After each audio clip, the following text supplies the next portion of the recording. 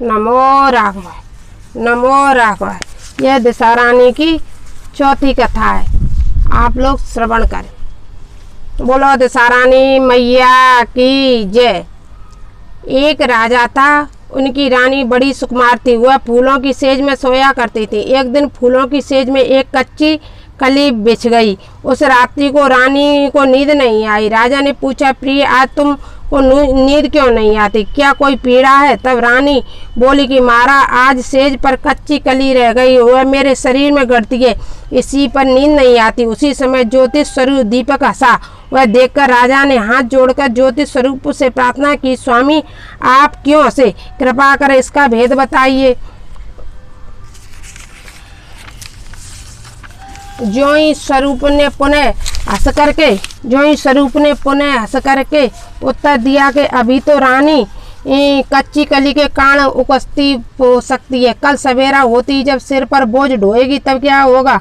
राजा ने पूछा कि क्या मेरे जीते जी ऐसा होना संभव है? तब दीपक ने दृढ़ता पूर्वक उत्तर दिया, हाँ तुम्हारे जीते जी संभव है। ज्योति स्वरूप की ऐसी भविष्यवाणी सुनकर राजा ने अपने मन में कहा कि देववाणी असत्य नहीं हो सकती, रानी को अवश्य बोझा ढोना पड़ेगा, परंतु यह हो सकता है कि यदि मैं इसको जीते जी समुद्र में बहा दूं तो संभव है कि यह बोझ ढोने से बच जाए, क्योंकि जब समुद्र में वह डूब जाएगी बोझा कौन ढोवेगा? राजा ने उस समय रानी से कहा, चलो हम तुमको नहर भेजाएं, कुछ दिन तुम वहीं रहना।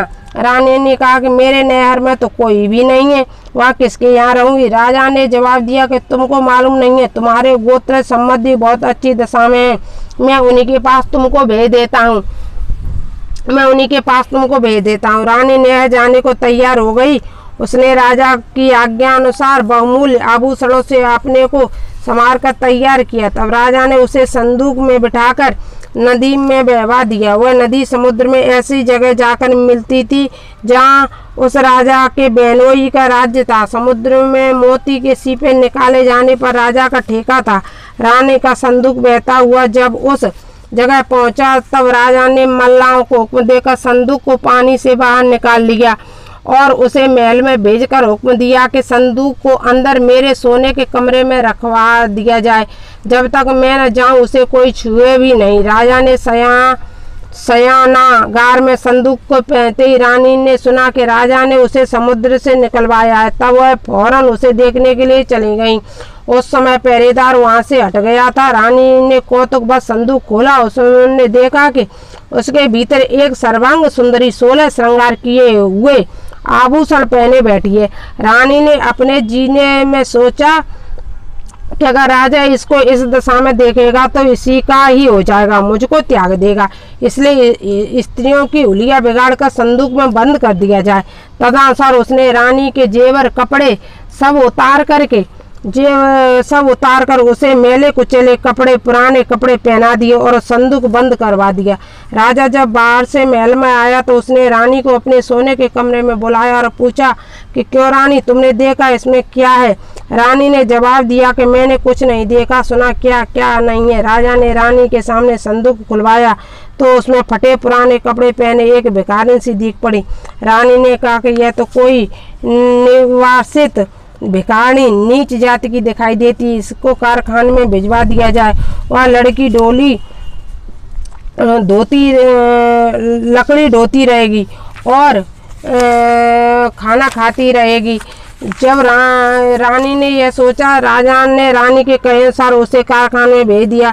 एक दिन रानी की सहेलियां नदी में स्नान करके दशा रानी के गड्ढे ले रही थी। एक गड्ढा उसका दिखता, वे उसी विचार में थी कि किसको दिया जाए। देवी उसे उसी समय लकड़ी वाली रानी वहां जा पहुंची। उसने कहा कि बहन, ये तुम कोई नीच वर्ण की हो तो हमारा गड्ढा ले लो। रानी ने कहा, मुझे गड्ढा लेने में इनकार नहीं है, परंतु मुझको तो खाने भर को मिलता नहीं है, इसकी पूजा कैसे करूं? वे बोली, तुम इसकी चिंता मत करो, हर रोज एक ही जगह स्नान करके आया करेगी, 9 दिन तक कथा कहा करेंगी, तुम भी नित्य कथा सुन जाया करो। 10वें दिन पूजा हुई, तब दशा रानी चाहेंगी तो अवश्य तुम्हारी दशा बदल जाएगी। रानी की श्रद्धा पूर्वक दशा रानी का ध्यान करके गड्ढा ले लिया। उसी दिन रानी के पति की यह चिंता उत्पन्न हुई कि रानी को संदूक में रखकर वहा दो दिया था, परंतु उसका कोई समाचार नहीं मिला कि क्या हुआ। किसी तरह उसकी टोल लगानी चाहिए।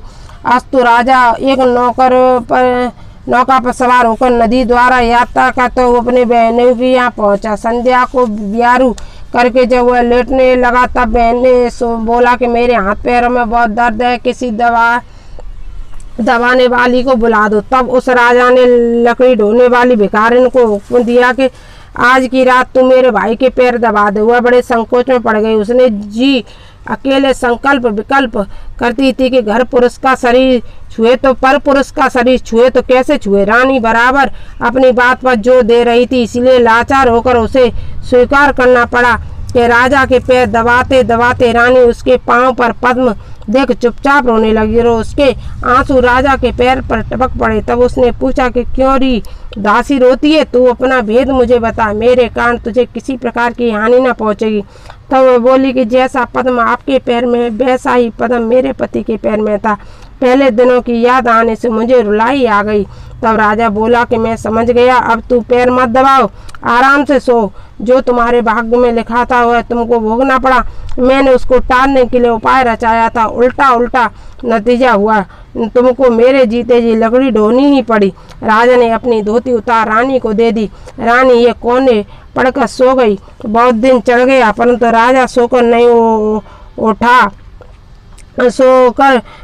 उठा और पैर दबाने वाली दासी बाहर निकली।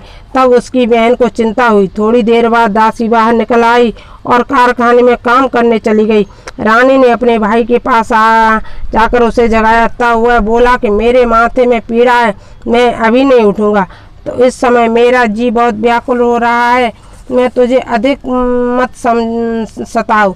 रानी ने पूछा आखिर बात क्या है, तुम कहो भी। राजा ने कहा कि बड़ी लज्जा की बात है कि मैंने तुम्हारी भावज को जानबूझकर तुम्हारे पास इसलिए भेजा था कि यहाँ इसे आराम से रखा जाएगा, परंतु तुम उसके मजदूरों के साथ लकड़ी ढुलवाती हो। क्या मैंने इसलिए उसे तुम्हारे पास भेजा था? तब बहन बहुत लाचार होकर बोली कि नदी में बहती बहती न जाने कौन कहाँ से चली आई है। यह कहकर उसने दासी को भेजकर कहा कि उस लकड़ी ढोने वाली को चुपचाप मेरे पास बुला लाओ।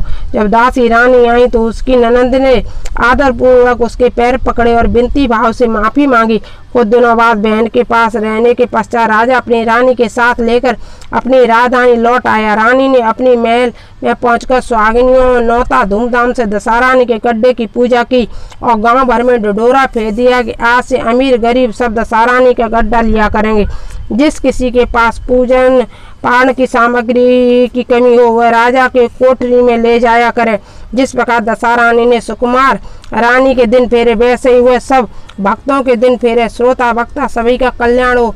बोलो दशहरानी मैया की जय। वो सच्चे दरबार।